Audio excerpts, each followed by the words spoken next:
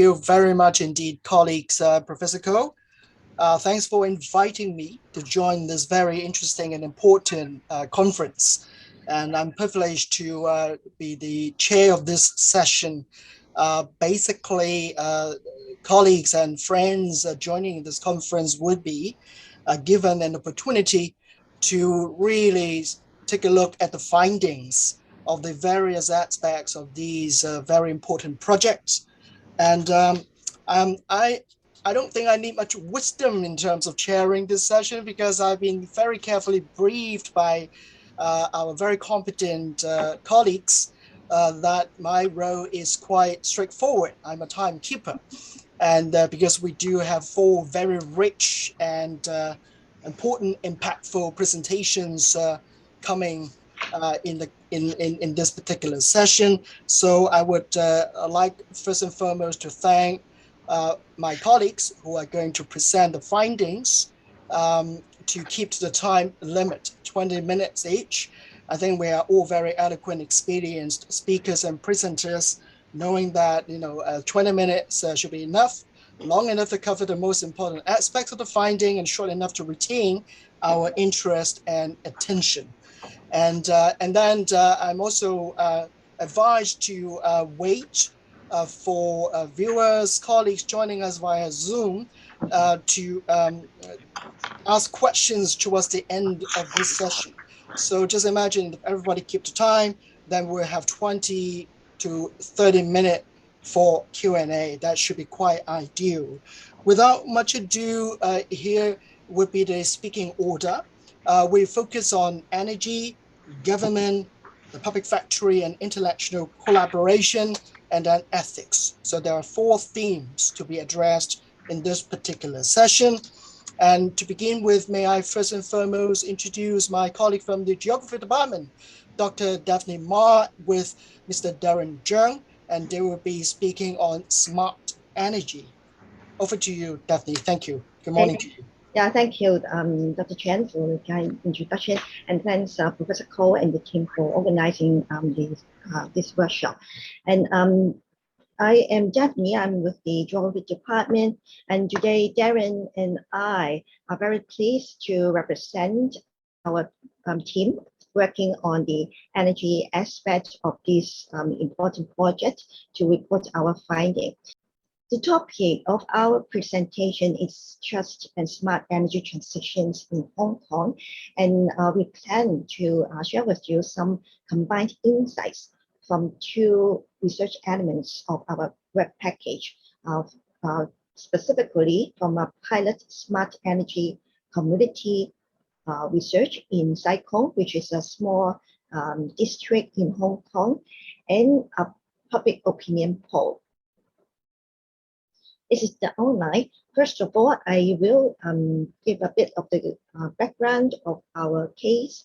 And then secondly, I will share with you some of the important concepts that guide our understanding and examination of trust and in smart energy transitions in the Hong Kong context. Then I will pass the time to Darren to share with us, with you the findings from these 2 recent research. First of all, a bit of the context, the energy context of smart city development in Hong Kong.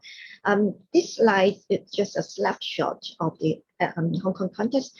I just want to show you that under the overall or overarching climate and energy policies in Hong Kong, importantly, the climate action plans, and also the carbon neutral goals set by the Hong Kong government back in year 2020, and also the smart city blueprint published in year 2020 set the overall settings of smart energy transition in Hong Kong. And if we when we zoom into the power sector, actually these sort of smart energy developments have been quite extensive over the past couple of years. From the back in year 2011, when one of our power company, China Light and Power, they set up the very first pilot project of smart meter in Hong Kong, and then to more recent years that we are implementing the smart meter rollout plans in Hong Kong, meaning that every household in Hong Kong should have their smart meters installed at home by year 2025. So things have been developing quite extensively in Hong Kong. So these are a couple of pictures showing you how things are being developed in Hong Kong. Smart meters, app, mobile app, then we can easily use mobile devices to monitor our real-time electricity consumption. The smart meter rollout plans in Hong Kong will change the infrastructure of the power system in Hong Kong. So that is very related to what Professor Cole just mentioned, the hardware part of smart city development.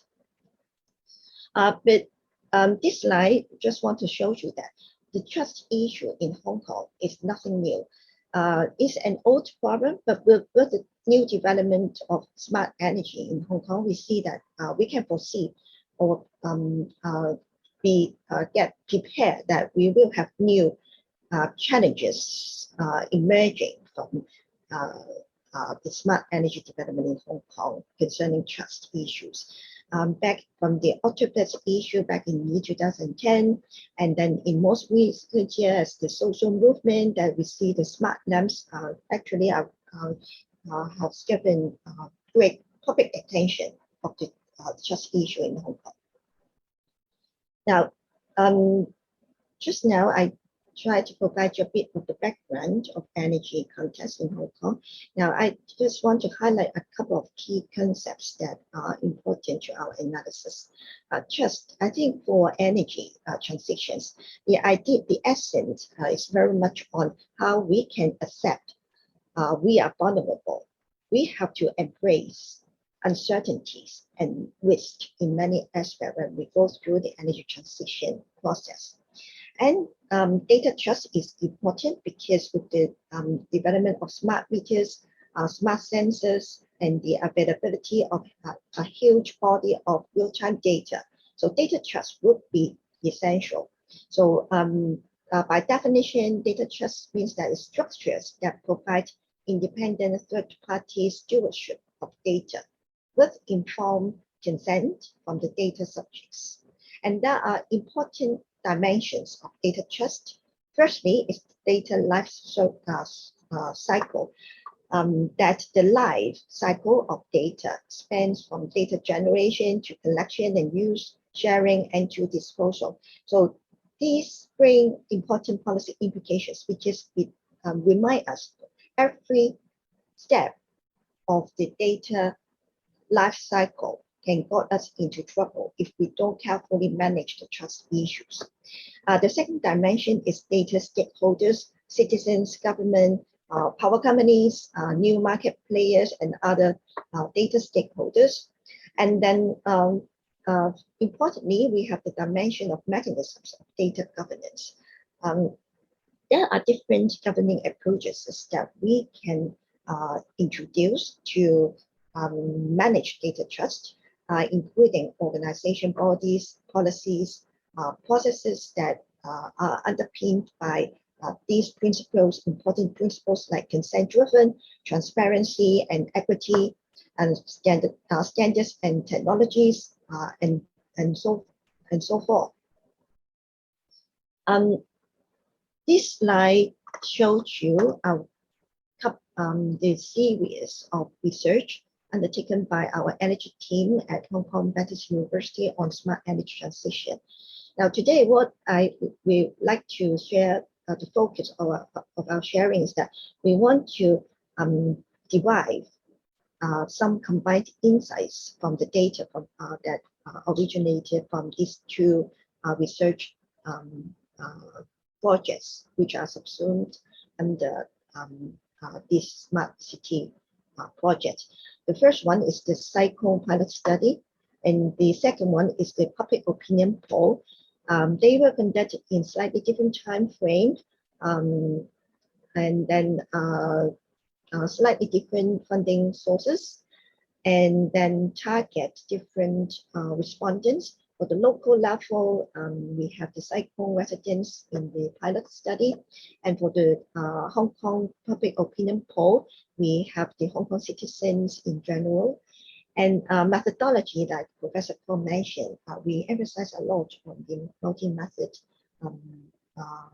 methodology. So from the pilot, you see that we conduct street surveys. We engage, actually, interestingly, we engage BU students to help us on that, and household interviews as well. And for this project, we actually also install smart sensor in those interviewed households. And then for the public opinion poll, we conducted, we got about 800 Hong Kong citizens helping us to complete that survey. This slide shows you the cyclone pilot study. Hopefully you get a sense that we did the research, we were having a lot of fun there in that community. We did street survey, and then we have the bubble machine powered by solar power. And then we helped some households install smart sensors, and then we did household interviews. And that was a nice collaboration between different departments at HKBU and collaborators. Sorry. And then for the public opinion poll, we commissioned Pori to help us to conduct that survey. Okay, so when we now we are sitting on a set of data, and then we have been thinking hard what sort of important research questions that we should answer. I think our gut feeling is that, our sense is that we want to know how local residents as well as the Hong Kong citizens, that means that both at the local level, at the city level, perceive trust in relation to smart energy transitions.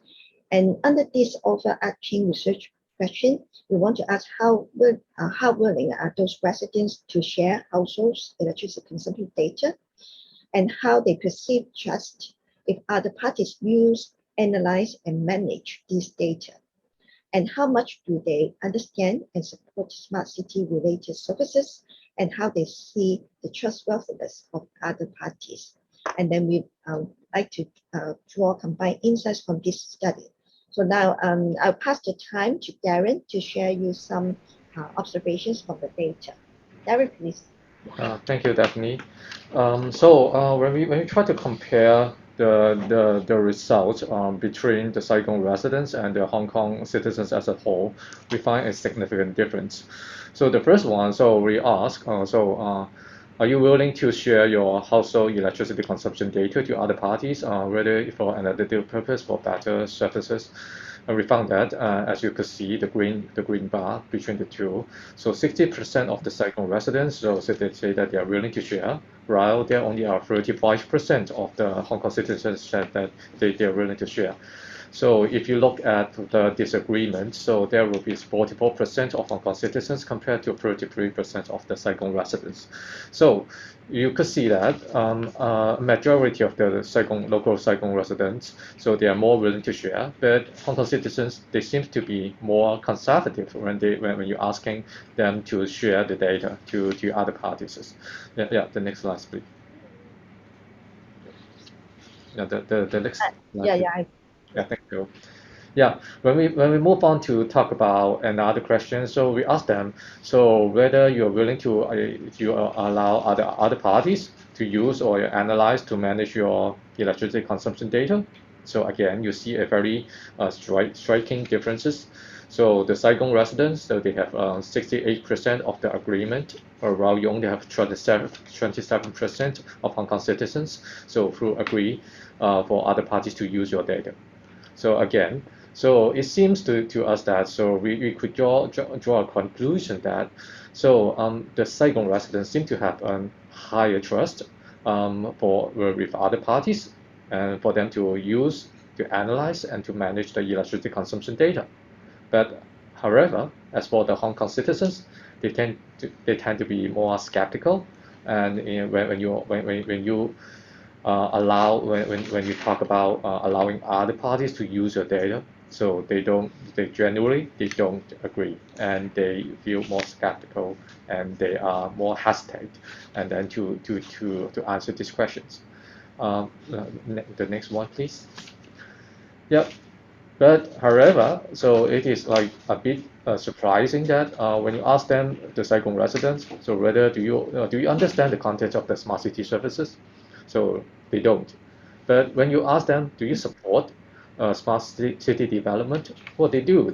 You could see 79% of them, so they support the smart city development, while they only 26% of them say that they understand quite well the smart city development.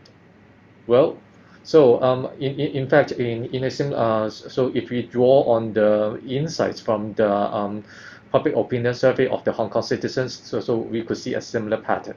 So you have like people don't understand, most of the people just don't understand the content of the smart city development, but they support the smart city development in general. So one thing we find that is that um, so you don't necessarily need to understand the content in order to support the smart city development. So this is equally applicable to the Saigon residents and also the Hong Kong citizens as a whole. The next one, please. So trust then if understanding of the content is not the most important thing, in order for someone to support the smart city development, what would be more important? So maybe trust to different actors or trust to different parties may be more important. So this chart will show you so whether they trust different parties. So the upper one would be the Saigon pilot study, and the lower one would be the public opinion poll with the Hong Kong citizens in general. So you could see that as for the Saigon residents, so you have 67% of the people say they trust or they think that the district council is trustworthy. And then the second one would be the 63%, which will be the new market actors, and then followed by 53%, which is the large-scale private company, the 58% of the public-private partnership, and then 53%, which is the large-scale private company. And for the government, you only have 33% of support. So for the Saigon resident, so they seem to support their local representative, which is the district council, and also the local actors, the new market actors. So to them, that may be, for example, some of the local companies, so that is more attached to the community. So and the next one will be the public-private partnership. So that will be which is much more remote from the community, as you can see. So and the least trustworthy to second resident will be the 30%, which will be the Hong Kong government. So then move on to the Hong Kong citizens. Well, basically, we could not see there is a very significant difference among all the different parties. So ranging from the lowest would be 29%, which would be the district council, and the highest will be 43%, which will be the community organizations and NGO. And basically, based on this graph, we could not say that so there will be any significant difference between the trustworthiness of each party. So, but however, but one thing that we want to highlight when we want to compare the two is that so the Saigon residents, so they have a higher trust, greater trust to the district council, but Hong Kong citizens they don't. So they have a very low trust of this district council. So so you could or we may say that we may we may claim that so the Saigon the district council members are more friendly or more close to the Saigon residents compared to the Hong Kong citizens, the relationship of the Hong Kong citizens to the district council. And secondly, the Saigon residents tend to find large power company and the new market actors more trustworthy. So they don't. So both of them. So both these parts. So they have like more than 50%. of the trustworthiness of the people saying that they are trustworthy. So to the companies, the Saigon residents seem to be maintain a good to reasonable relationship with these market actors. So whether they are large scale or they are new market actors. But when we talk about the Hong Kong citizens as a whole, in general, they seem to be more conservative, more skeptical. They don't, so only less than so the majority do not say that they are trustworthy. The third thing, so Hong Kong citizens perceive greater trust in local company, foreign company, and community organizations and NGO. You could see that now if we really want to like go into that go into a comparison of the different parties for Hong Kong citizens, so these are the three parties they seem to trust a little bit more. Um, so so there is a preference for Hong Kong citizens in terms of the which parties they trust. The local company and the foreign company seem to be better, but well, the government as well, they seem to they seem to trust because they have 30%.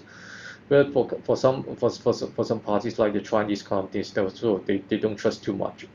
So there is a very significant differences between the two. And then the next one, please. Yeah. So when we jump to the conclusion, so what we could make as a different conclusion? The first one is that, so of course, now the climate and the energy policy makers need to focus on the public trust. As you can see now, there is a difference between different part the Saigon resident and the Hong Kong citizens in terms of whether they trust the government bodies. And the second one, we need to anticipate the trust needs of emerging smart energy technologies now. So it involves in implementing the smart energy technology. It involves not only the government and also the electricity company, large and small companies. So there are multiple parties, multiple stakeholders involved in it. So we need to anticipate that the trust needs. So and then how to do it? So there are a few priorities we suggested to build data trust. The first one, we foster the partnership between university, government, business, and civil society. The second one, we try to rebuild the trust through engaging the communities. So as we could see that how the Saigon community, so they seem to have a higher level of trust. And the last one, so we think that so it is necessary to develop a trust-based standardization framework to guide the creation, collection, processing, use, and sharing of the energy data. Now, so that's the end of the sharing. Thank you very much. Wonderful. Thank you so you. much, Dr. Ma and Mr. Cheung, for giving us so much, yet at the same time, so precisely and concisely. I'm sure colleagues and audience will have questions in mind, but do save them for later on. After all the presentations are done, I'm sure we have time for more deliberation and exchange of ideas with respect to the findings of each of the presentations given by my distinguished colleagues.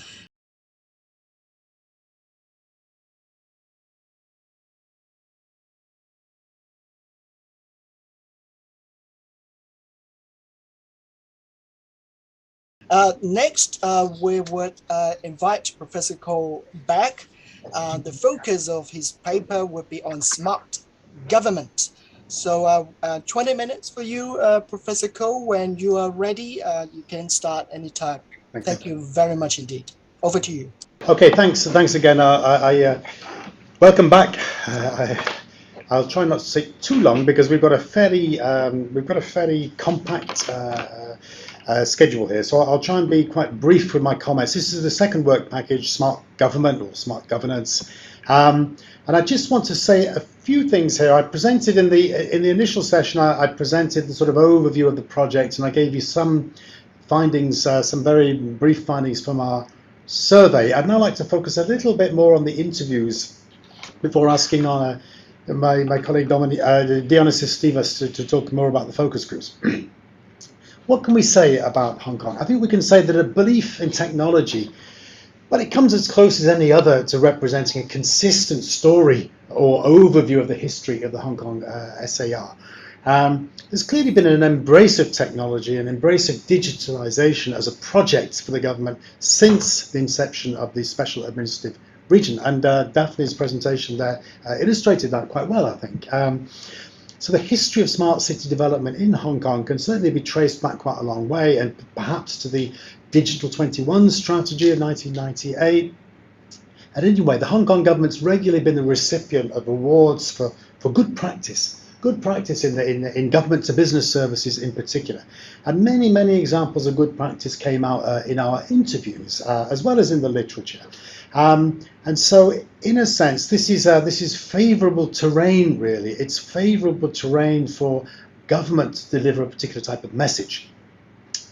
Now, I want to come on to just compare two different sort of rankings of smart city, of Hong Kong as a smart city. And again, I'm anticipating a little bit the fuller treatment that will be given by Calvin later on. But I think it's interesting to compare these two. Clearly, Hong Kong is perceived internationally to be pretty close to the top of being a smart city. If we take these different indexes, the IESE Business School, the Cities in Motions Index, the Smart City Index, the World Digital Competitive Ranking Index, the Digital Intelligence Index. If we take these four different indexes, one from Europe, one from the US, two from Singapore, they're not all identical. They do say slightly different things, but they all place Hong Kong in a reasonably powerful position in terms of being an internationally recognized smart city. Okay.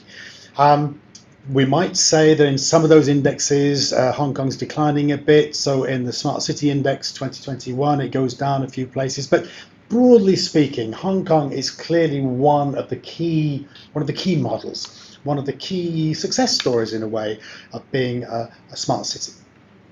If we go into a slightly different index and we take the Digital Intelligence Index, which is trying to measure digital trust.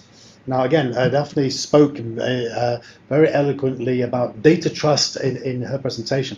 Taking digital trust as being a version of data trust, we might define digital trust, and I thanked Emilie Tran for this, as the leap of faith and the confidence that causes users to exercise a choice to interact, transact, and consume online. So this really is a particular form of trust in data, a particular form of digital trust. Now, it's interesting if we look at Hong Kong here according to this index. If we think about behaviour, so the consumer's use of technology, then Hong Kong is clearly right up at the top. It's ranked second out of 42 economies. Hong Kongers are technically astute, very at ease with using smartphone apps, for example. As a newcomer to Hong Kong, I was quite surprised actually when I was walking in the MTR and everybody would seem to be in their smartphone all the time. I've not really noticed things going around. Things haven't changed much. Maybe I've just got a bit more used to it. But clearly, that's maybe one of the side effects of being technically astute. So the behaviour is okay. The experience, of course, Hong Kong ranks very highly on that as well. Third out of 42 economies in terms of the Digital Intelligence Index. So the quality of user experience is perceived to be high in Hong Kong. Perhaps rather less well in terms of the environment. And by this we mean more generally questions of accountability, questions of data privacy, questions of data security. That actually fits quite nicely with our survey, where clearly in the Puri survey we carried out, there were questions about, broadly speaking, data trust, I suppose, that concerned issues of needing to respect confidentiality, needing to respect privacy, needing to respect the security of data. So that fits quite well. And then I suppose where Hong Kong fares less well is in attitudes. So feelings that the citizens have about their experiences with digitalization. And again, this feeds back a little bit into those more general trust issues that we were talking about. So here we have a mixed picture. We see Hong Kong is very much on the forefront of smart cities, but we do see this question of trust coming back again. And so it is a genuine puzzle or enigma, if you like. And that enigma, I think it's when I referred to in the last session, I talked about the data trust paradox in a way of a high degree of trust in data, along with perhaps a less manifest trust in public authorities. So just to repeat again, what did we do in our project? We did interviews, documents, and a survey. I've already mentioned this. We did 25 interviews. We looked at many documents, but we also actually had many written statements in the form of interviews. We sent out lots and lots of letters for formal requests for interviews. We got, including from the Hong Kong government, we got a lot back actually. Most of them were in the form of formal statements, we might say.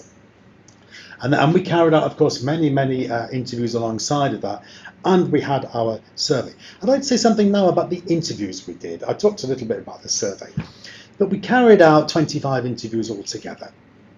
Those interviews, some of them were recorded, some of them were not recorded, but we nonetheless took notes, and we put those we put our notes, if you like, into NVivo.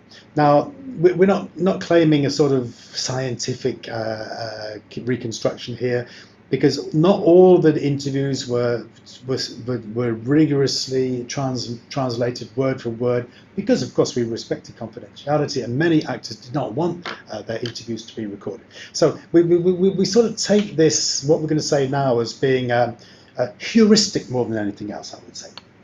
But I think it is quite interesting, because when we put the data into the NVivo program, and I guess other programs would have had a pretty similar result, we find that there was three sort of clusters that emerged from the discourse, if you like, or from the text of the interviews. And I labelled these as smart, sustainable, and e-governance. Now, these in a way were my labels on this, but the clusters themselves were determined by the software program, by NVivo. So there's clearly one cluster that clusters words like smart, private, city, digital, innovation, blueprint, industry development, challenges, public services. And there are particular couplings, smart and city, digital and public services, development and challenges. And in a way, so in a sense, that was perceived to be the smart cluster. Then we moved to a rather different type of concern in our interviews, and this was more with sustainability. So successful, world, cities, trust, companies, mobility, living, environment, place. Again, this was the software clustering these issues. But there appears to be, alongside the smart, which we can interpret as technology, there appears to be a sustainable, which is also technology, but perhaps a little bit less technologically focused, where the sustainability dimension is coming through. And then there's yet another dimension, which is, I suppose, really about e-governance in a way. It's about using governmental services in terms of technology and information. And so I think in a way here, these are slightly different takes, if you like. We also had a couple of others, service, because we talked about the ID card, and foreign, because we had quite a few interviews with French interlocutors, so those themes came up. We carried out, clearly, that's the word cloud in a way that comes, a very simple word cloud that comes from our interviews. I think what we can say is that, in a sense, these are, illustrative perhaps of something we find more generally in the literature on the smart city, which is really there are different interpretations, or I say narratives, but let's say interpretations of what the smart city might be. And they're more or less focused on smart city as being pure technology, smart city in terms of sustainability, so smart and sustainable, and then smart city as being a form of smart government by using digital services, or digital governance, if you like. And so there are three slightly different, I think, takes on what is the smart city. Now, these different narratives, if you like, were of course the site of normal rivalries between government bureaus, and this is a complex feature in organisations. I think what was interesting was, from our interviews, we had a lot of detail. We had detail that political scientists might call bureau shaping motivations, how particular bureaus in the government attempt to define issues in a particular way in order to further their interests. And of course, we have the defence of professionals as well as corporate interests. But it's not just an account of bureaucratic politics, incidentally. I think what was very interesting was that in these different areas, the interviews uncovered evidence of quite close working relationships between government bureau on the one hand and specific think tanks or companies on the other. So there's a lot of, this is not a very hermetically closed administration. There's a lot of interaction going on, of course, in these areas. Interaction between government departments, think tanks, enterprises, governmental and non-governmental actors. So I think we mustn't misrepresent the nature of the Hong Kong administration here. Of course, in some of our interviews, we did get the picture of a slightly disjointed administration, particularly from some of the companies. We're not quite sure that their views were being listened to, perhaps in the way that they would have liked. But nonetheless, we see emerging in each of those broad sort of areas that I indicated. Clearly there's an interaction going on between government agencies, think tanks, companies, chambers of commerce. So in a sense, there is a policy community, to use that old-fashioned word now, that I still like. Smart City Blueprint for Hong Kong. In a sense, this was the key document that we referred to in our survey. It came out very much in all of our interviews, and it also structured, in a sense, two sort of different types of interview that I'm now going to compare. But the Smart City Blueprint for Hong Kong, the first edition in 2017 had 76 initiatives, the second had 130 initiatives. We had lots of exciting and interesting things from the interviews coming out on the Smart City Blueprint. But basically, the missions to raise quality of life, to attract the capitalization of businesses, to promote social inclusion, to make the city more environmentally friendly.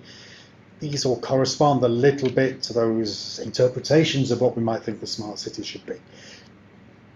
From the Hong Kong government's perspective, what we see is what I would call, what Green calls in his book, a tech goggles approach, which is very much to focus on the technological vision, if you like, or the technological framing of smart city, perhaps more than the other dimensions.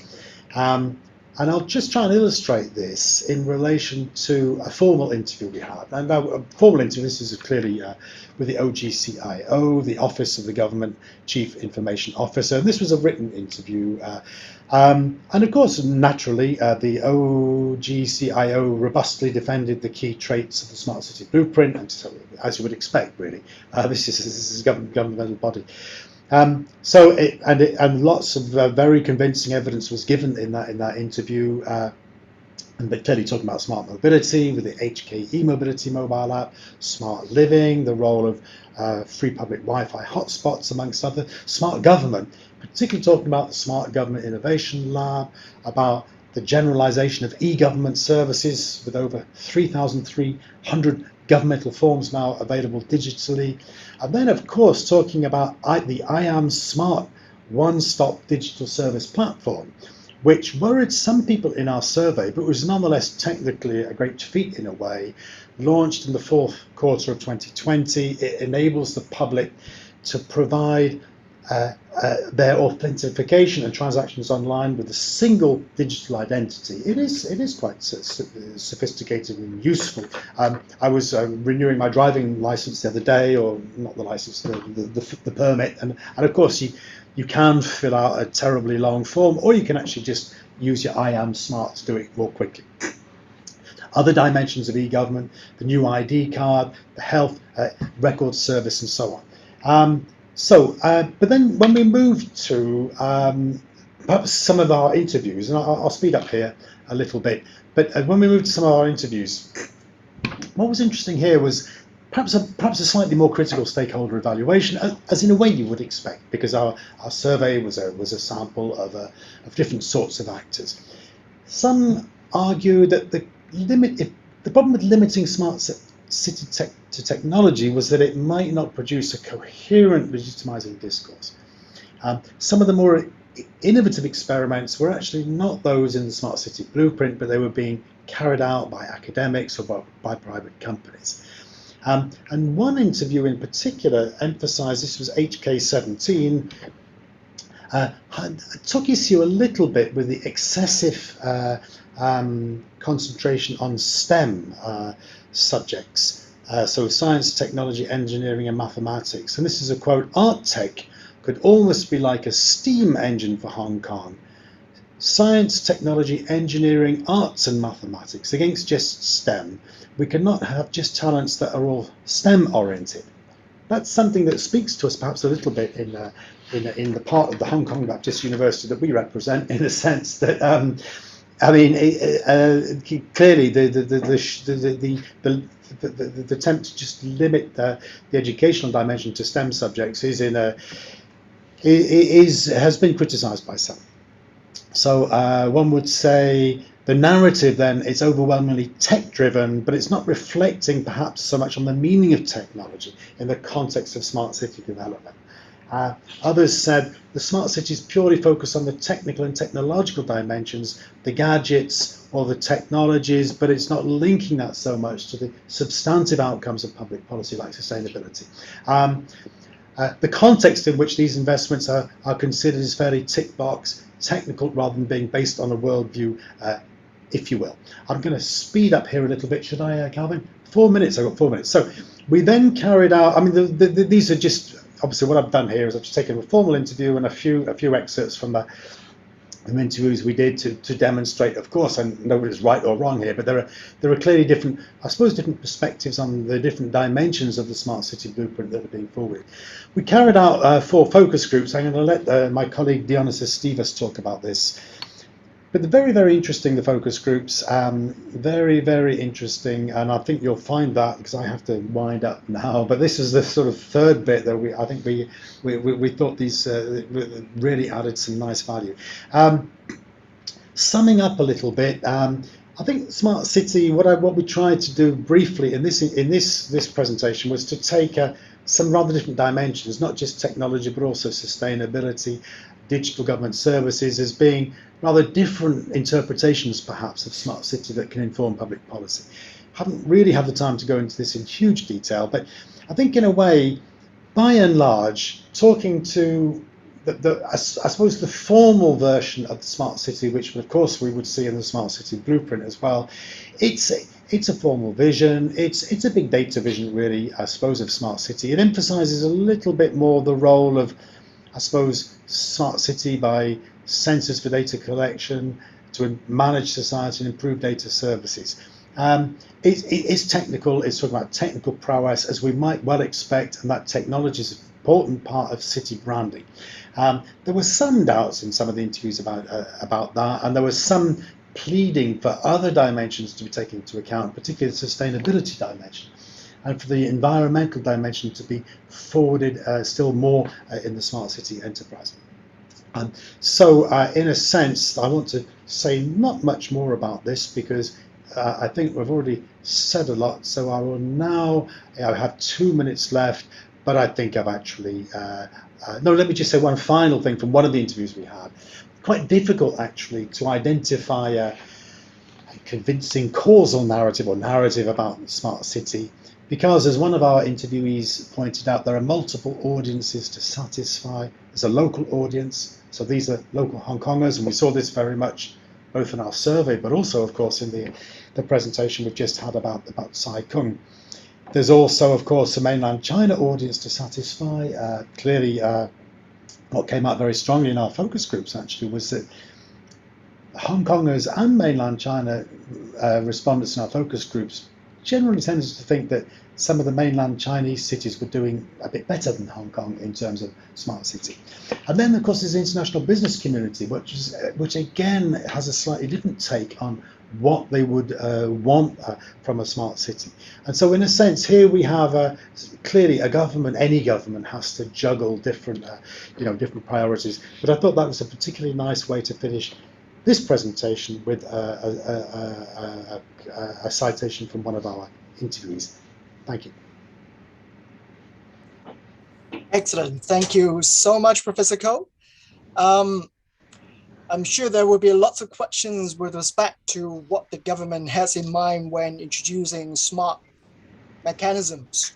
And also the audit department just released a condemning report with respect to how much time Hong Kong citizens have to queue to get their driver's license renewed at the various offices. I mean, the waiting time on average is about 120 minutes. So you consider yourself a very lucky person with your case.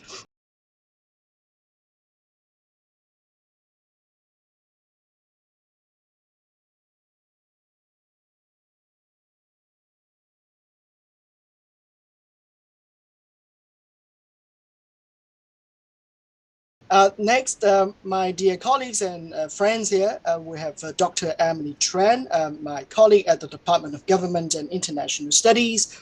We are going to take this project out of Hong Kong and reaching out to Europe. So over to you, Dr. Tran, to introduce Public Factory and a Smart City. Thank you. Thank you very much, Chair. Thank you, Kenneth. Good morning, almost good afternoon, everyone. And especially warm welcome to our audience. I understand that it is the end of the morning and you might be hungry by now, but this is the one before last presentation, I presume, before the Q&A session.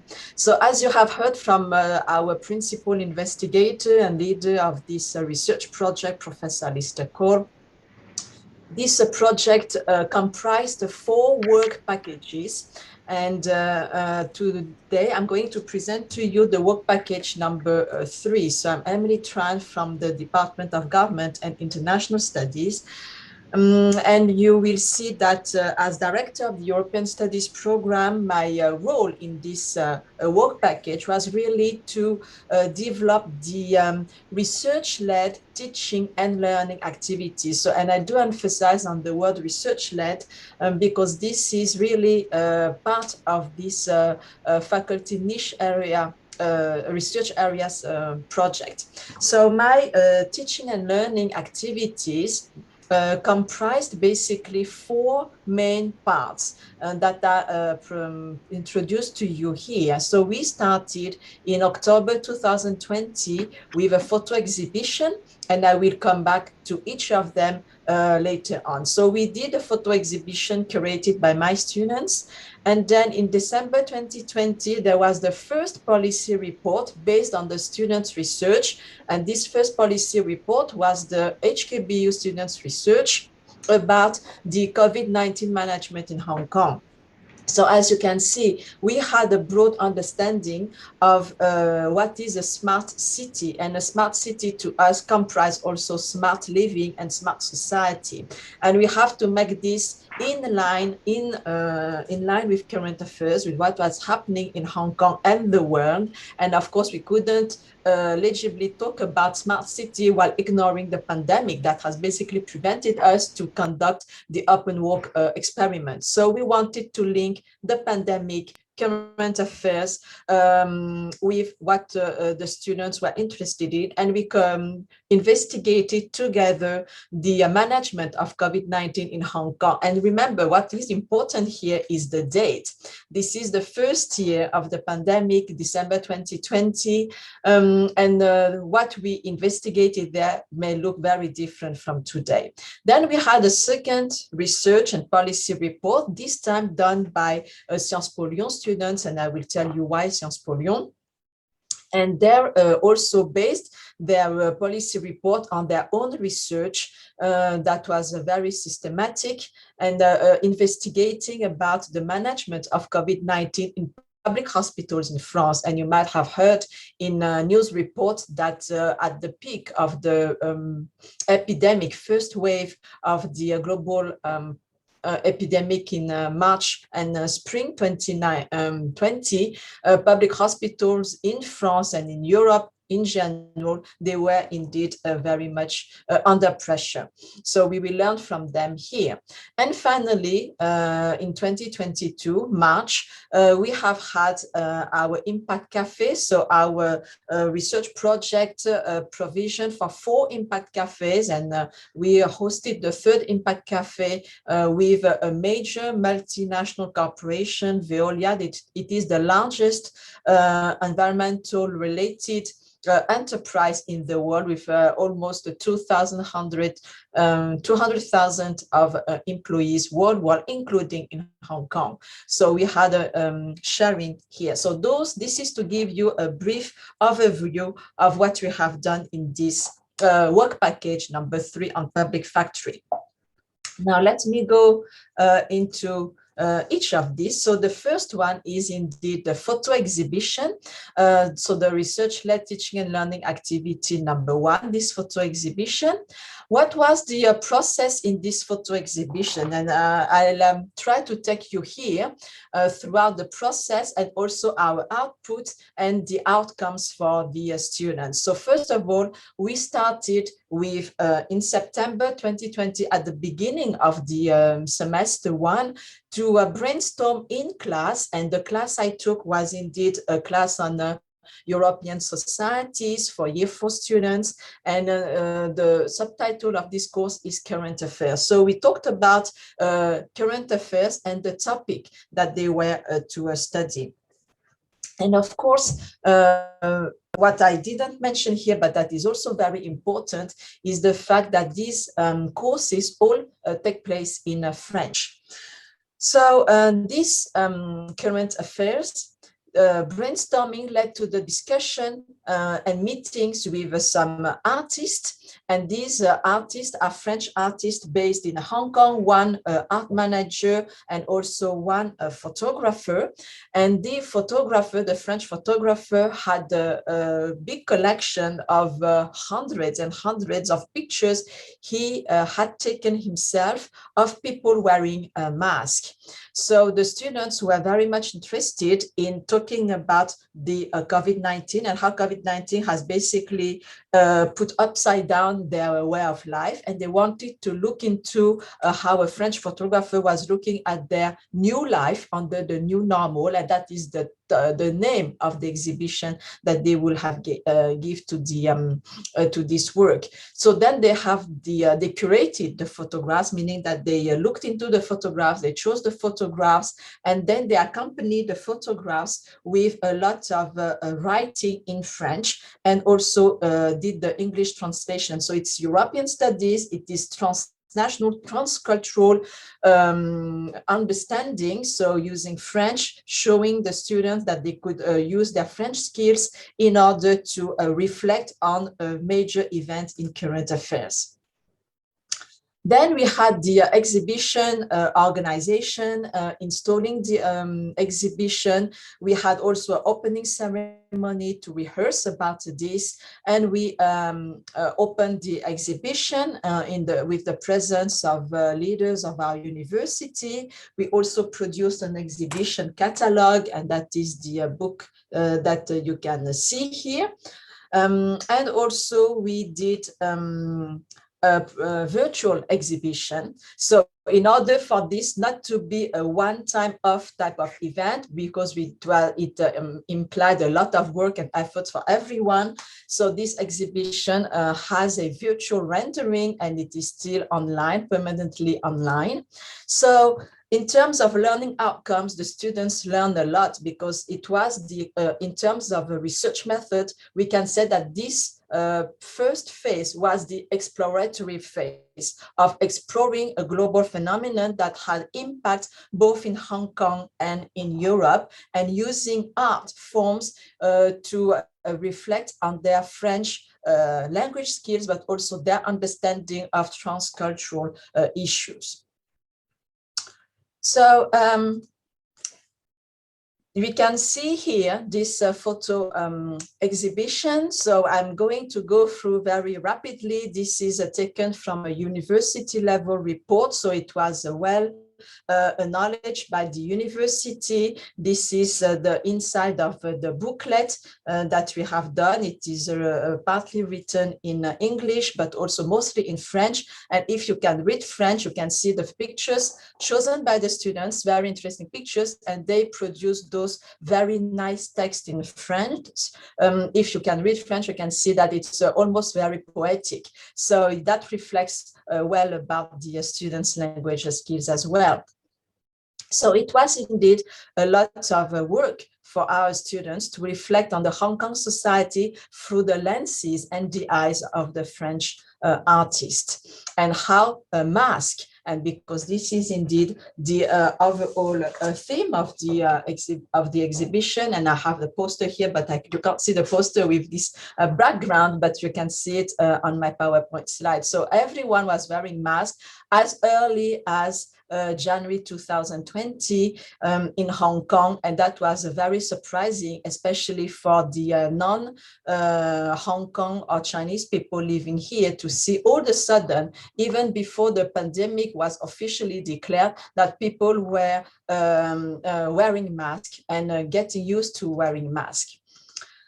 So this was a huge type of work with all the students whose names you can see here. So it was the class of a final year European Studies French stream students. And this is the VIA exhibition. So the link is provided on the PowerPoint, and you can continue to visit this exhibition permanently online. And that's a quite long impact, a lasting effect of this first type of work. And it was, of course, reported at university level. There was another additional grant from a service learning Center for Innovative Service Learning at HKBU to support us in this first exploratory phase.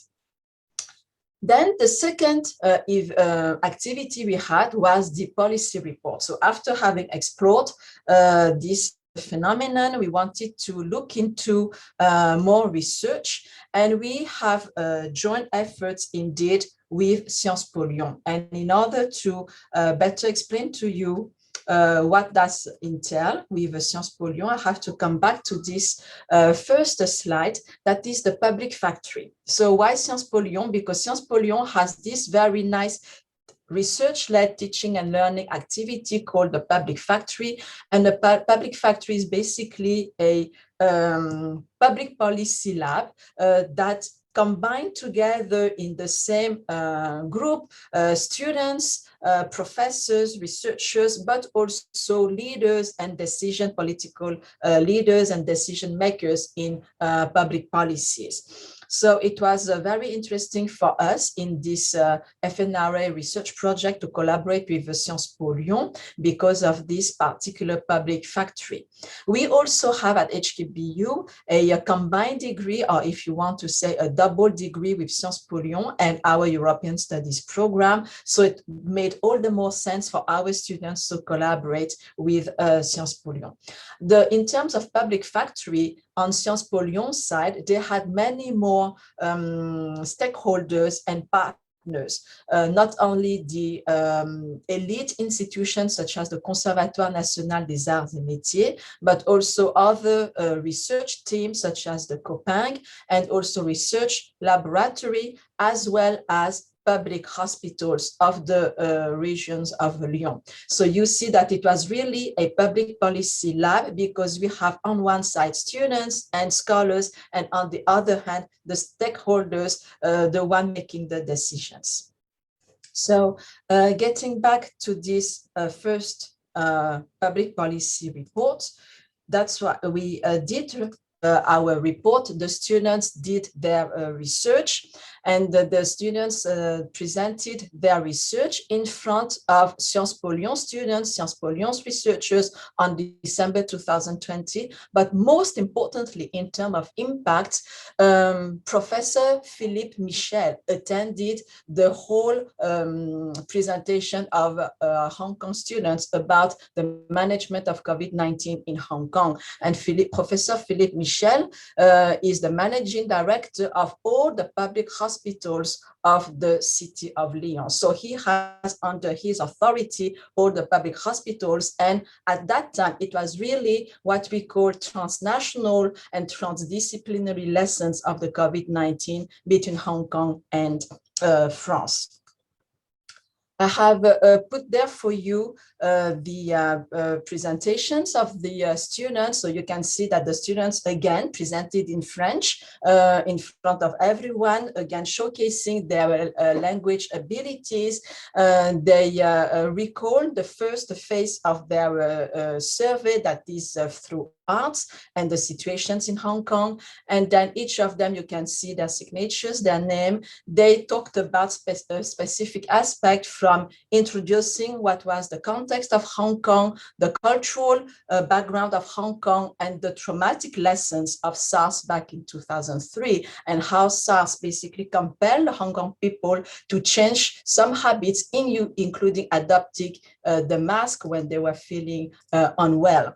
So all these were the product of research done by the students under my guidance in class.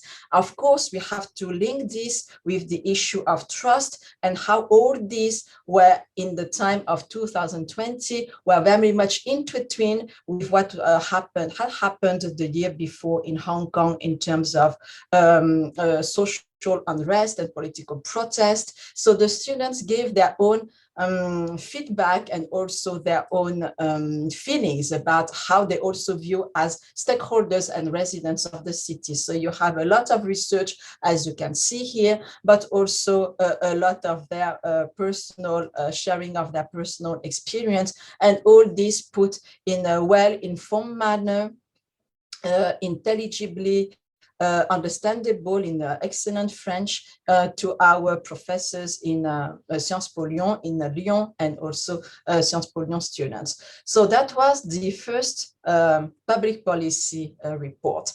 And then we have the second round of our public policy report, and that was the third of our research-led teaching and learning activity. So in this second round, it was the students of Sciences Po Lyon who had done their own research on their side and who presented to us back in March 2021, so 3 months later. So it was always working with the same cohort of students on both sides, so they had a lot of communications as well. So on March 1st, 2021, 40 plus French students from Sciences Po Lyon and their professors and also all the stakeholders were present, and we were present online. Of course, all this had to happen online in order to listen to what they have done in France. And the French students did surveys, so they went into hospitals, and sometimes there were some Zoom interviews, but they worked with public hospitals in 4 major cities, in Lyon, Grenoble, Clermont-Ferrand, and Saint-Étienne, and they went to interview the public health managers, but also the public health workers and frontline workers in those public hospitals to see how they could manage in terms of human resources, how they could face the surge of sick people. So it was the most interesting second policy report, and that basically closed this public factory type of exchange and collaboration. Unfortunately, on our side, we were not able to get any high authority from the public health sector of Hong Kong to listen to the lessons of France. But again, this is online, and anyone can continue to review this sharing. So the last type of activity is the Impact Cafe. As I said before, we had 4 Impact Cafe in our FNI project. So, and the third Impact Cafe took place within my course, and it happened just last month, actually. It happened last month with Mr. Laurent Pelletier, who you see here in this picture, and this Impact Cafe was attended by the, again, Year 4 European Studies students, new cohort, but also 23 international exchange students from France who were staying at Hong Kong BU during the second semester of this academic year. So 23 of them were in this class. So we continue to explore what is a smart city, the definition of a smart city from a student's perspective. So we had the policy report, the management at the city level with mask wearing, the management in public hospitals, but smart cities. So we try to get away a bit from these health issues, but still within the framework of public health is indeed environment. And we worked with the multinational group Veolia. So Veolia that recently partnered or basically absorbed another major environmental multinational corporation, that is Suez, and they have become the largest multinationals dealing with environmental issues, looking after water, so how to clean water, recycle water, and provide clean water to the public.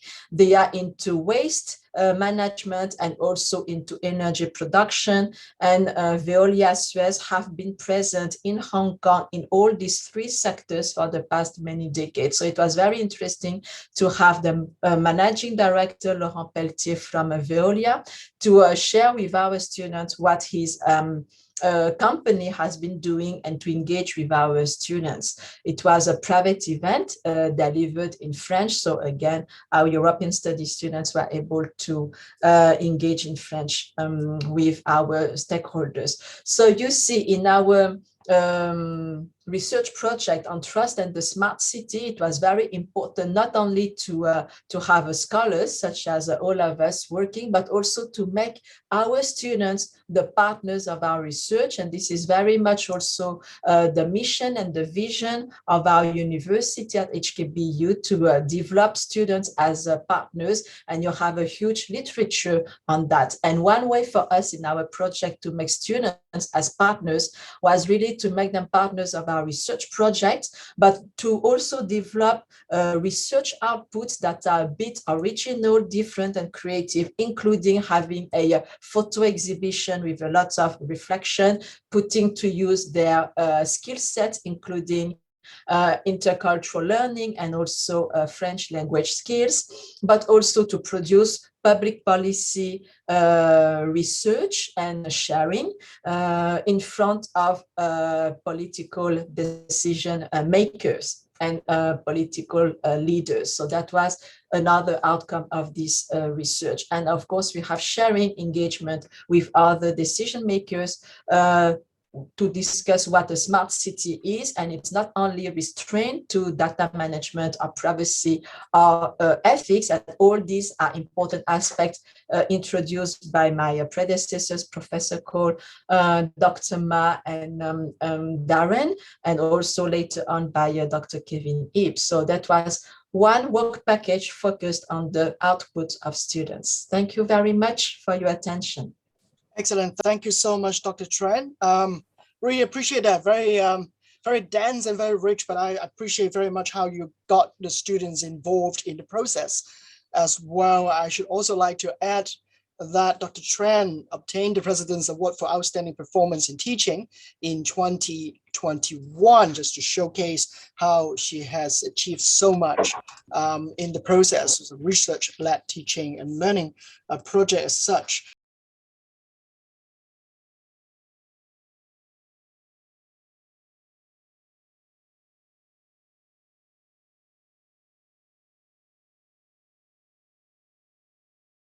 Last but not least, let's welcome Dr. Kevin Ip, another very close and good colleague of ours from the Department of GIS. Dr. Ip will be focusing on ethics. Thank you. Over to you, Kevin. Thank you. All right. Hello to everyone, and thank you, Kenneth, for your kind introduction. So I'm going to present some research that I have done with Crystal Cheung from the Comparative Governance and Policy Research Center here at GIS. The title for presentation is Smart City Development in Hong Kong and Ethical Analysis. So like many cities in advanced economies, Hong Kong has embraced the smart city agenda. And in this article, we focus on the ethical dimensions of smart city development, especially in Hong Kong, and we consider some of the more issues that would arise from smart city development, and also try to identify some strategies to mitigate the moral risk that associated with smart city development. So I'm going to, in this presentation, I will present our theoretical framework, and then we talk about some of the specific cases that we have focused on in our research. And then in the end, we will try to outline 4 strategies that might be used to mitigate the more risk associated with smart city development.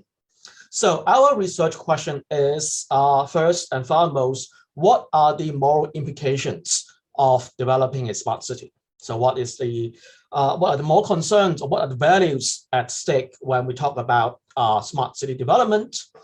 And secondly, how to assess the moral risk of various smart city initiatives. So we have many smart city initiatives here in Hong Kong, and they are quite distinctive from one another. So I think we need some approach to see how there are different moral risk and implications of each of these initiatives.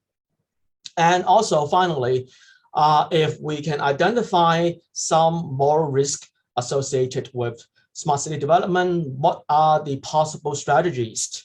What can be done about this risk to mitigate them and solve the more problems? So here we go.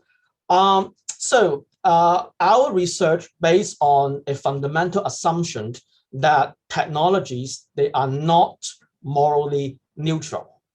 I think it's quite obvious, but if you look at Hong Kong government's smart city blueprint, and then you will think basically you can find no moral or ethical discussions in those documents. They're more, as Professor Ko said, it's very technological, right? And they're very optimistic about, like, it's always like more technologies is better, right? We all want our city to be smarter. We all want our governance to be smarter. We all want our transportation to be smarter, our economy to be smarter, so on and so forth. But I must say that as a political theorist, our technologies are not morally neutral. That means technologies can be used for morally acceptable or unacceptable purposes.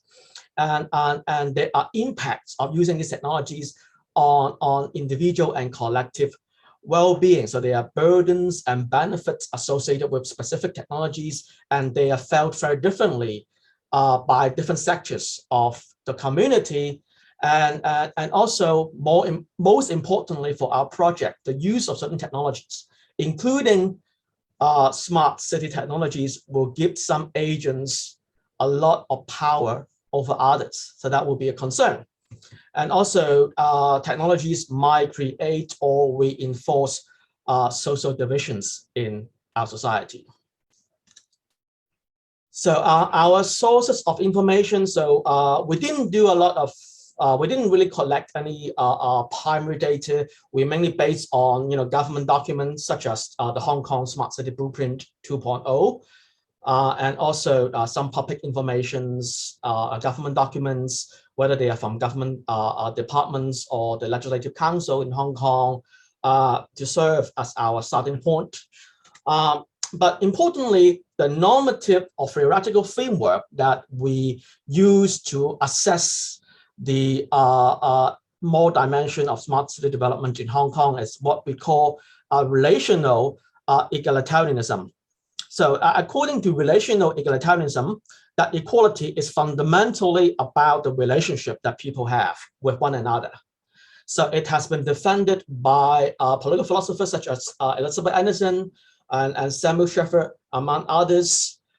So basically, our moral vision for smart city is a smart city should be a community of equal citizens, right? So where members of a smart city should be able to relate to one another on the footing of equality.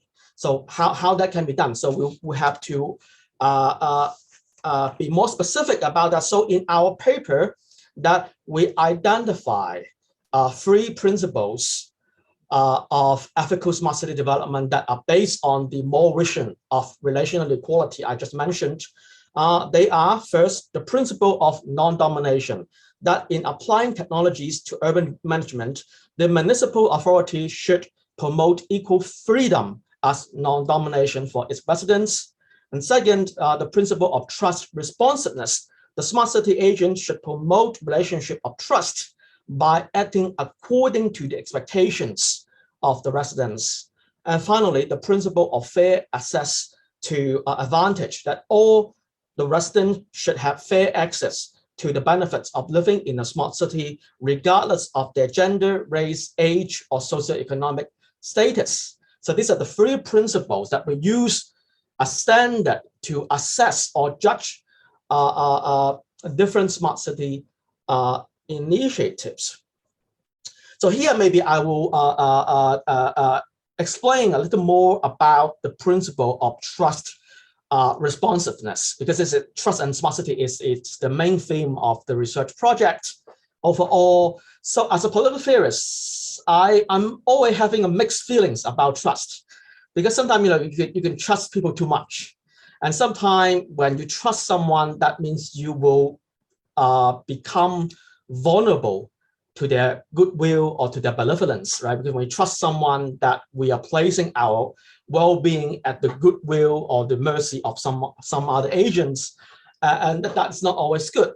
So here I try to develop or defend the principle of trust responsiveness, saying that, okay, maybe in living in a smart city means that we have to passively or actively participate in urban management by contributing our data, or having our daily activities being constantly monitored by various agents. So I think here the more concern is how we can promote the background condition under which there could be a relationship of trust, where the trust can be promoted, but at the same time, the trust can become reasonable.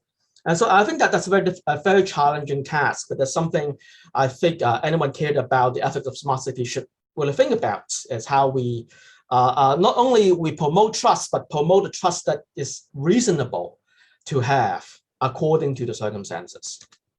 Okay, so because in Hong Kong, there are so many smart city initiatives in Hong Kong. According to the government smart city blueprint, there is over 130 initiatives or projects covering many different areas. So in our paper, we cannot discuss like every single initiative. So we try to group this in categorized those initiatives into different categories according to 2 dimensions. First is according to their level of voluntariness, whether people really have a choice to participate or not to participate, or to opt out from those programs. And also the second dimension that we have is transparency, whether the operation and the main goals of those initiatives are effectively communicated to the public. So according to this dimension, we are able to group many of those initiatives into 3 different groups, whether they are high transparency and high voluntariness, whether they have high transparency but no voluntariness, or whether they have low transparency and also no voluntariness. And then in our discussion, we select 4 cases from each of these 3 categories. And then we will discuss them in a bit more detail and assess the more implication of this specific initiative. So we have this on a slide. First, we discuss the use of facial recognition system by the Hong Kong Police Force. And then we also talk about the smart lamppost pilot scheme that has been introduced by the government in 2019 and still going on, and I think will be expanded to more districts in Hong Kong. And then there's a free-flow towing system developed mainly by the Department of Transport. I think it will be implemented in the next 1 or 2 years. And then we also focus or discuss the electronic health record sharing system that is now already in place in Hong Kong.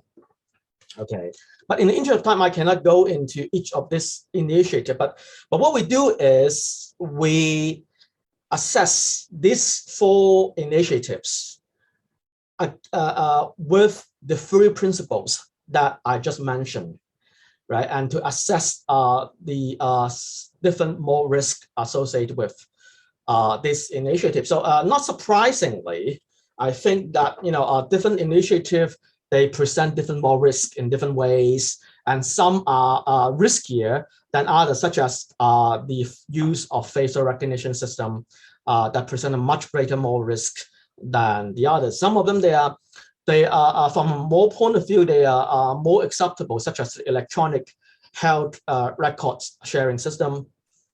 Okay, so that is our initial observation. But the final part is, after giving an ethical analysis of those initiatives, then what can possibly be done to mitigate those more risks that we identify in our paper. So we propose 4 different strategies. Each of them might be implemented, although they are quite imperfect. There's some limits on how much the extent to which these strategies can be implemented in real-life situation. So first, the first strategy is exit, and then we might have due process, and then we could try to protect the substantive rights of the participants, and finally we give the citizens voice over how smart city is developed. So these are the 4 major strategies that we identify to mitigate the more risk that we find from different. So the first strategy is, we call it, we'll give people the option of exit. So I think from a relational egalitarian point of view, it is important that participants will have a realistic exit option to relationships so that we can prevent the weaker parties from being trapped in abusive or dominating or otherwise morally objectionable form of relationship. We will give them the choice of exit. And also for the more powerful parties in those relations, because they will have some incentive to keep people engaged in those relationships. We don't want to see people leaving, and they will have an incentive to constrain their own power. So that is the one strategy that I think is quite common. It's quite common for the relational egalitarian to propose to mitigate or to promote relational equality. So, but then of course there are some limits on. There are some smart city initiatives that basically can have no exit option, right? Especially those try to change the infrastructure of the city. Is something that either people have no choice but to accept that. But there's some initiative, for example, the electronic health record sharing system that we tell that I just will focus on the paper. That basically they have a valid exit option for the people. People can choose whether to join or whether to share their health record. And if they join the program, they can also share. They can also choose like which institutions that they will share their record with. So do we want to share your record with particular doctors or hospital? Then you can choose in the program. So I think that these exit options actually can mitigate the more risk rather than you have no choice but to share your medical record, and then you have no choice with whom that your medical record will be shared. I think that will be quite risky and morally quite unacceptable, but that depends on the specific initiative of smart city development. Okay, but of course there are some initiative, for example, smart lamppost, free flow towing system, or the use of facial recognition system that basically they don't have a valid exit option for the people. Okay. And so the second strategy is that we have due process in place, so that whenever people will make a decision, they will have to make a decision according to certain predetermined process and regulation, right? So that we limit on the discretion or the arbitrary power of those agents wielding the smart city technology. So that will be the second strategy. So the Hong Kong government have, in some places, have introduced regulations or some sort of decision-making process in those smart city initiative to mitigate those risks. So that we can see that there are some implications of that strategy. And thirdly,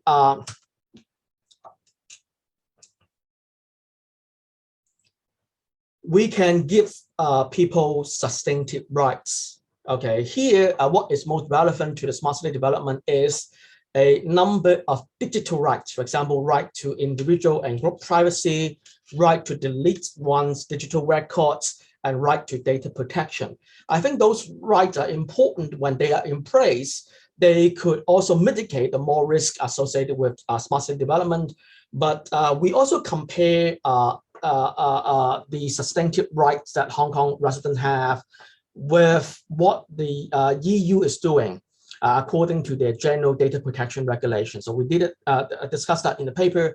I think that's something that that can be certainly can and should be improved in the context of Hong Kong.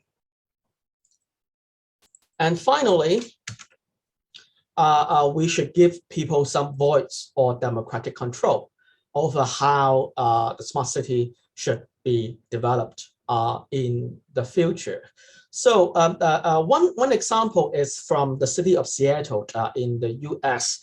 There is a community technology advisory board that was established in 2015, specifically to deal with the ethical and other issues associated with their smart city development. I think that's a good example, and we don't see that a lot in we don't see anything like that in Hong Kong so far, but I think that should be a direct, the future direction of Hong Kong city development. But of course, that a limitation on how we can introduce effective democratic oversight of smart city development, especially when the technological elements is so important when it comes to smart city.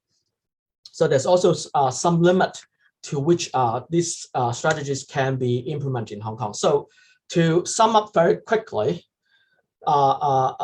that's some of the key findings in our research project is that we observe quite a level of techno-optimism in Hong Kong, either on the part of the government or on the part of large community. I think that is largely consistent with the finding of Professor Coates' survey. And also, second point is that the smart city initiatives, they are very diverse and they come with different more risk. And that we can also observe that low levels of transparency and the lack of exit options increased the moral risk of smart city initiatives. And there are some imperfect strategies to mitigate the moral risk associated with smart city development.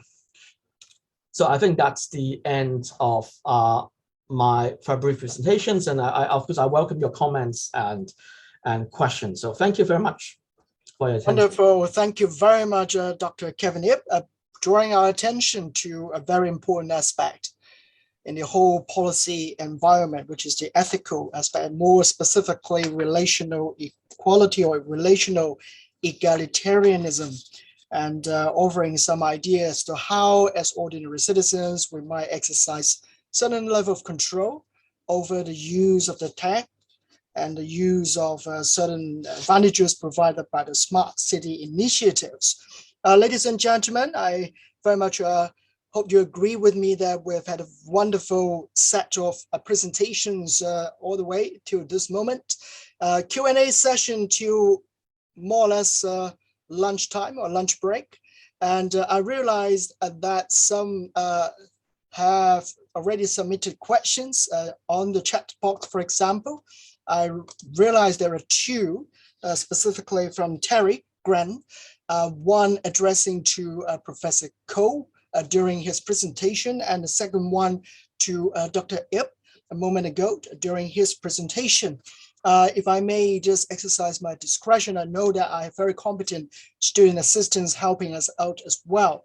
But to begin with, perhaps to Professor Ko, the specific question with respect to open data, whether or not the OGCIO mentioned in the research process anything about open data. And that's the question. Thank you. Thanks, Chair. Thanks, and thanks for the question, Terry. Yes, indeed, they did. I mean, It's actually the OGCI gave a very, very complete written interview. They certainly did mention about open data policy. They mentioned about the number of the PSI portal, about over 4,000 different data sets having been made available, from real-time data from the bus companies through to all different sorts. That was actually a very interesting point. This was drilled down in some of the other interviews we had. There were at least a couple of real specialist opinions saying, well, yes, in formal terms, there's a fairly high degree of open data by the Hong Kong government, but in practice, the degree of granularity of that data was not particularly high. So, I mean, in other words, as is often the case, I think as is often the case in this area, there's one of the things about transparency, of course, is putting data in the public domain. But the actual way in which that data is filtered, or the way in which that data is made available, can differ widely. And so, in a sense, in answer to your question, yes, there's quite a lot about that here. And I could have written a whole piece just on that interview, because they really were very, very informative, the OGCI. So that's my factual response to your question. I think your question to Kevin is actually a very good question about the Leave Home Safe app, but I won't anticipate that. That's to Kevin. But let me just say on that, we did have that was one of the questions of our survey, and there was quite a divided response to that question. Along the lines of exit, for example, there was feeling from there was one of the questions that was more. There were more definitive responses on that question than many others, more settled positions. And there's a particular degree of opposition from certain political... there's quite a strong correlation between certain political stances and the positions towards that question about Leave Home Safe app, as well as there was a clear correlation between age and between the two lowest age cohorts and position towards Leave Home Safe app. So there's clearly something going on in that particular app. And I guess the question that Kevin will answer, not me, but it's a very nice question, actually, because it's the reality of exit from that. And this is a more general thing. I mean, it's going well beyond Hong Kong, but, getting back to the French example, for example, the vaccine passport, is the vaccine passport really an option or not?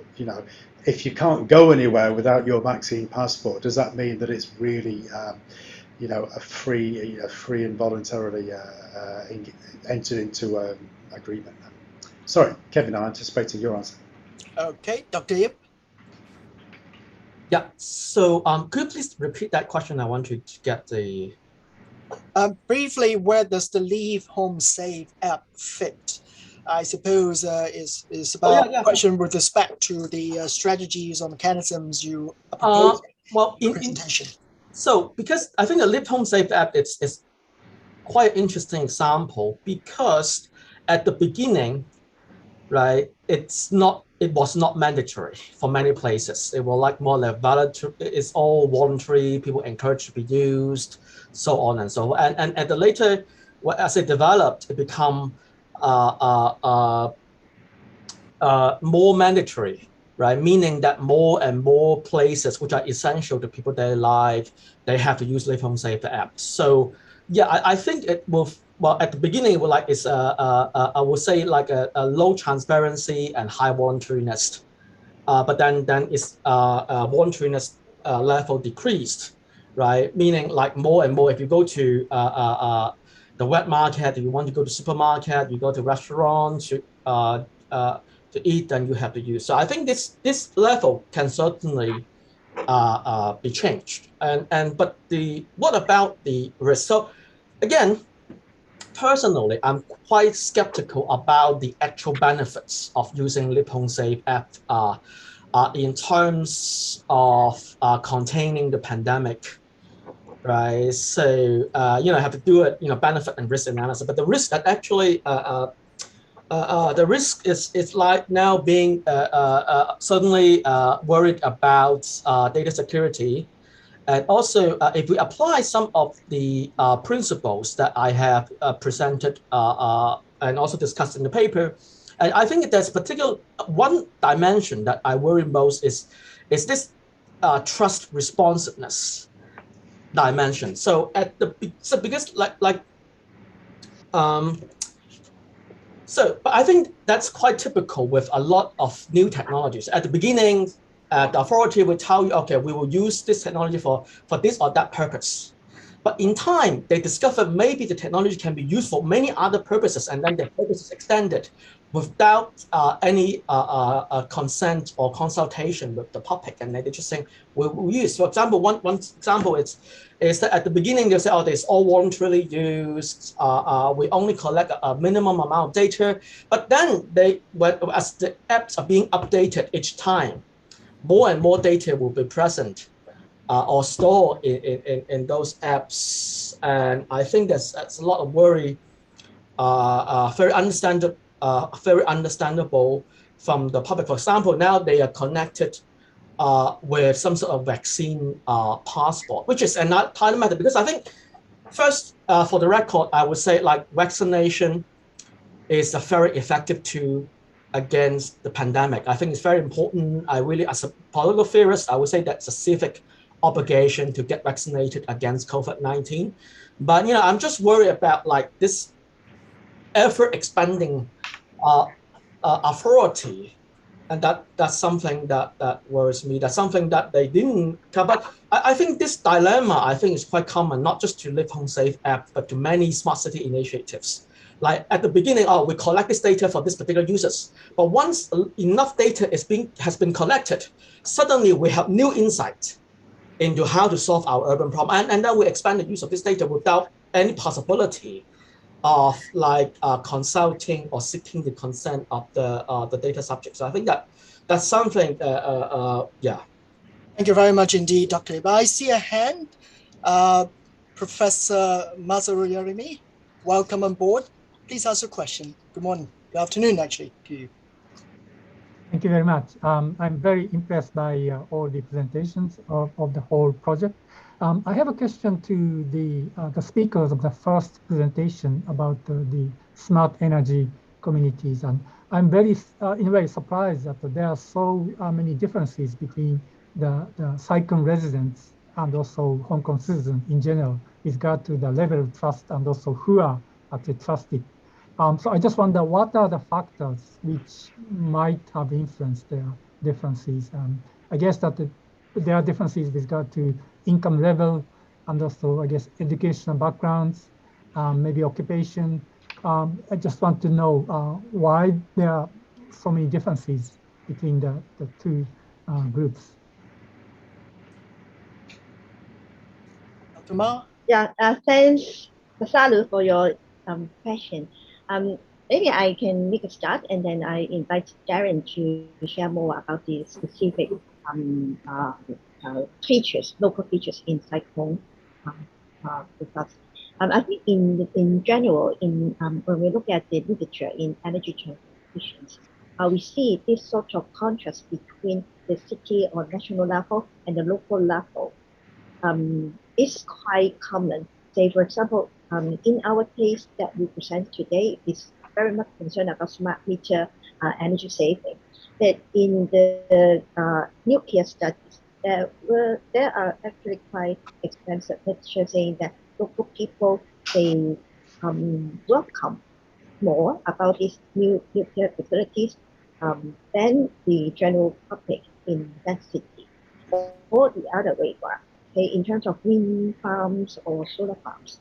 So I think that is the general context that we can more from the literature. So maybe Darren, you can share with us more about the cyclone situation. Yes, I think I could share a little bit about what we observed from the data from the Saigon people. So we conduct the household interviews with the Saigon people. So in general, our sense is that the Saigon people, apart from they have a higher income level compared to the Hong Kong citizens, so they have they are more they have more knowledge, and they have a higher awareness of the energy and also about the environment in general. So they are more willing to participate in not only about energy saving, about low carbon activities, and also about recycling, greening activities compared to other districts in Hong Kong. So this is a very special district, especially so people seem very seem to support environmental friendly initiatives, and they could speak. They are willing to speak a lot about what they could do as for protecting the environment.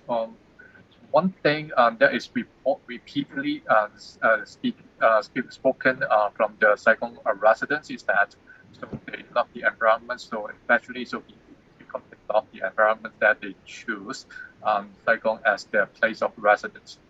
So because Saigon, if you have been to Saigon, then you know that so compared to other places, Saigon is more countryside, more the outskirts of Hong Kong.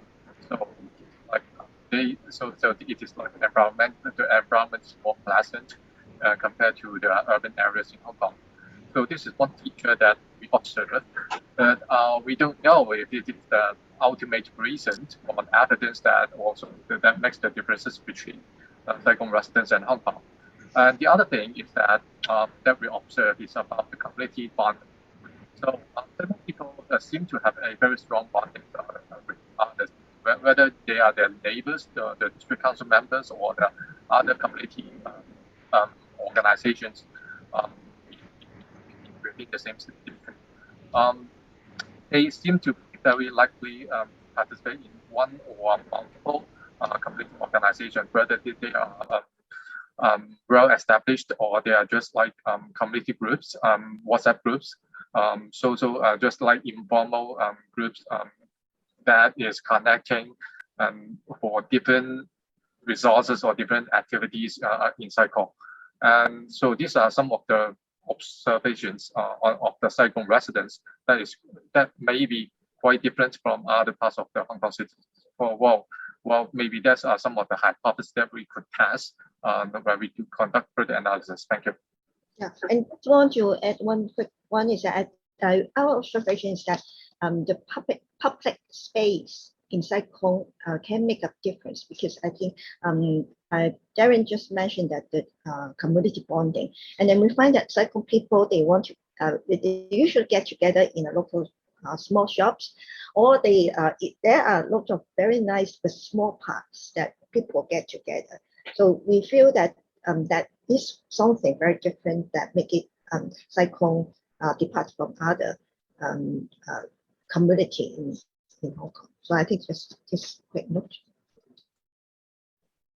Thank you very much. That is quite informative and kind of stimulating for further thoughts about this topic. Thank you. Thank you very much indeed. Very interesting, informative exchange. The floor is still open, my friends. We have a few more minutes to go before we close.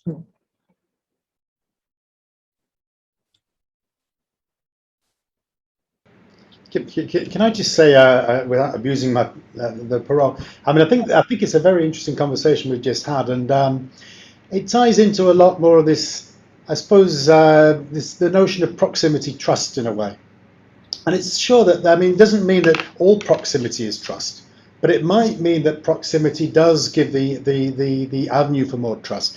And I think particularly in the area of data trust and data sharing, because in a way what you're doing in your survey, Daphne and Darren, it's like, I mean, in a way it's co-creation in a sense, isn't it? It's participation. It's involving citizens in the decisions about their usages of data and about the way that they control their data.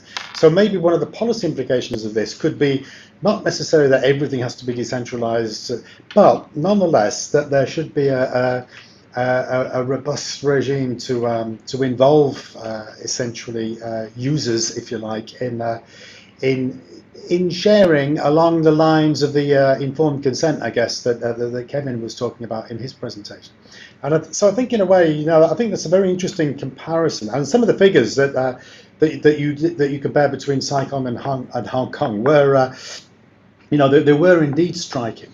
But what strikes me in particular, the particular one, was of course the fact that in the Hong Kong case, in the Saigon case, there's a clear trust, if you like, in the district council, which was lacking a bit more at the Hong Kong level as a whole. Interesting. Lovely. Thank you very much indeed. I'm just wondering if student assistants got any news on their end. We do have an incoming message. If I may just quickly read it out. I find it, of course, intriguing that the surveys undertaken in the project indeed work to an extent as proxy for general public opinion polling in the pretty critical period of Hong Kong history. It's EXO. Sorry, my video is not working here, so I don't know whether my audio is working properly. Oh, it works. Could you put your point across, please? No, it was just an observation. I was intrigued. Okay, if the audio is working, sorry, there's something wrong here with my system right now. I hope it's better in the afternoon. No, this is more, it's less a question and rather a comment. I mean, it is obvious that so many ways how people evaluate the trust in these systems, these infrastructures, are reflecting, let me say, the general development of local history in Hong Kong over the last few years, in the period where you have been working on. And actually this goes into several directions, I noticed. I mean, one is really trust in government institutions, and you have really beautifully documented how different levels of government, how different levels of actors, also government, private, personal, NGO actors, are seen differently. I think probably a very detailed breakdown of of age structures, educational things, or so could reveal even far more in terms of, with regard to this, in terms of general opinion polling, and of course then there is the other element that your surveys really talk about, of course, the trust that people have in technology. This is to some extent independent. I mean, this is independent of the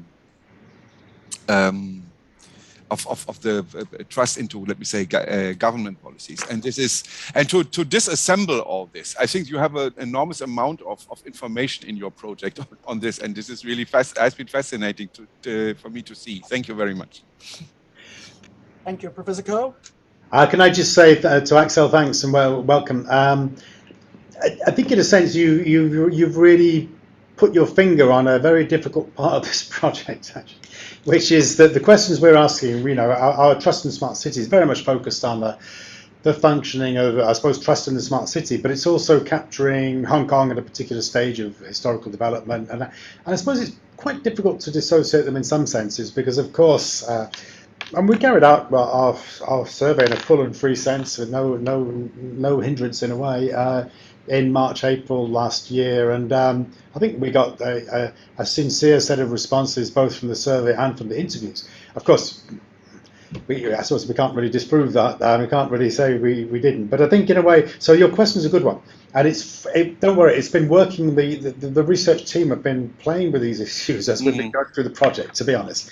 And it's interesting. I mean, the history of this project itself is, I think, quite interesting. We might be able to talk about it over a bit later. But it's true that it's formulated at one stage in recent history, and it's operationalized in another, and it's being diffused in perhaps yet another. So it is an interesting question, and I think in a sense the focus of the survey is very, very much on trust in the smart city. But of course, some of those other issues, obviously were captured as well.